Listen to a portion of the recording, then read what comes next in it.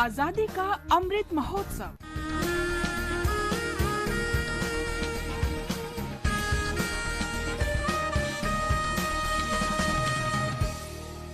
आजादी का सफर आकाशवाणी के संग, एक राष्ट्र का जन्म, स्वाधीनता के लिए भारत का शानदार संघर्ष आधुनिक विश्व के महानतम संघर्षों में से एक है।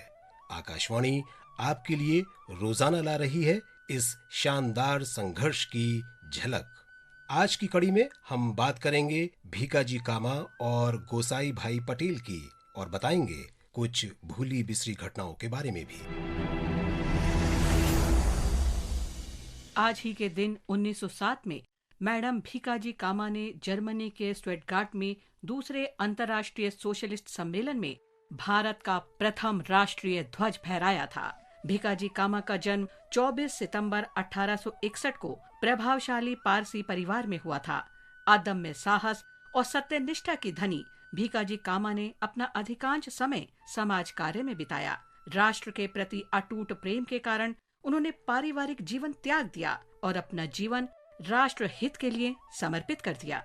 अक्टूबर 1896 में बॉम्बे प्रेसिडेंसी में भीषण अकाल पड़ा और उसके कुछ दिन बाद ही प्लेग की महामारी फैल गई।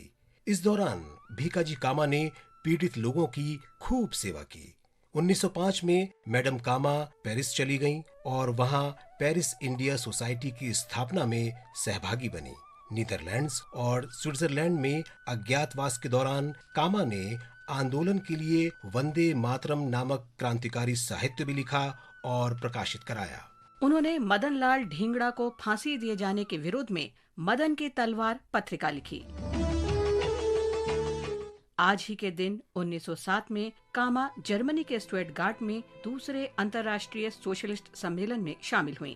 वहां उन्होंने भारतीय उपमहाद्वीप में अकाल के विनाशकारी प्रभाव की जानकारी दी। ग्रेट ब्रिटेन से स्वतंत्रता और समानता की अपील के दौरान मैडम कामा ने ध्वज फहराया और उसे भारत की स्वतंत्रता का ध्वज कहा गया। इस प्रकार वे भारतीय क्रांतिकारियों की मां के रूप में प्रसिद्ध हुईं।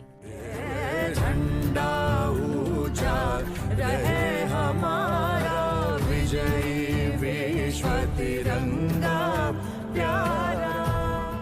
कामा का ध्वज कलकत्ता ध्वज का संशोधित रूप था। उसका डिजाइन कामा और विनायक दामोदर सावरकर ने बनाया था। वह उन सभी झंडों में शामिल था जिनके आधार पर मौजूदा राष्ट्रीय ध्वज बनाया गया। मैडम भीकाजी कामा उन महान विभूतियों में अग्रणी थी जिन्होंने विदेश में रहकर भारत की स्वतंत्रता की मशाल जलाई। आज के दिन के बारे में एक और रोचक तथ्य ये है कि ठीक 100 वर्ष पहले यानी 1921 में गांधी जी ने असहयोग आंदोलन के दौरान विदेशी कपड़ों की होली जलाई। गांधी जी ने 31 अगस्त 1920 को ब्रिटिश शासन से असहयोग के अभियान की अपील की। लोगों ने स्कूलों, कॉलेजों, अदालतों का बहिष्कार शुरू कर दिया और कर भुगतान से मना कर दिया। असहयोग आंदोलन के दौरान लोगों ने सार्वजनिक रूप से विदेशी कपड़ों की होली जलाई। इस तरह के कार्यों ने ब्रिटिश सरकार को स्पष्ट संदेश दिया कि भारत में उनके दिन गिनती के रह गए हैं।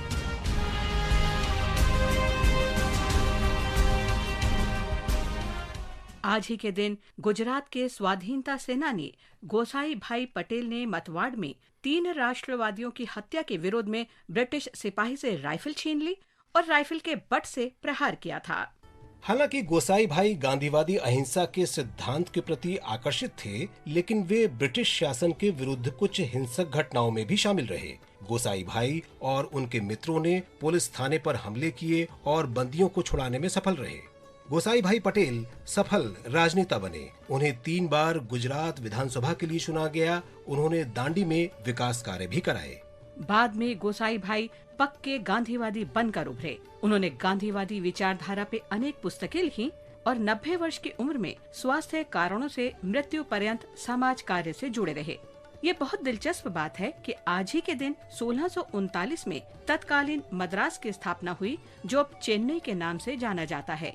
मद्रास की स्थापना स्थानीय नायक शासक से खरीदी गई जमीन पर ब्रिटिश ईस्ट इंडिया कंपनी ने की थी। 71 साल पहले आज ही के दिन 1948 में स्वतंत्रता सेनानी शोएबुल्लाह खान को कासिम रिजवी के नेतृत्व में रजाकारों ने गोली मार दी थी। शोएबुल्लाह खान इमरोज पत्रिका के संपादक थे।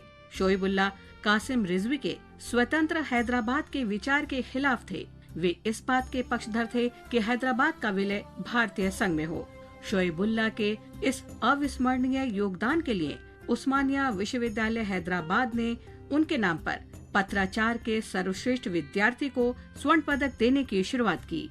आज के लिए बस इतना ही। आजादी का सफर आकाशवाणी के संग कल फिर मिलेंगे नई कड़ी के साथ। नमस्कार।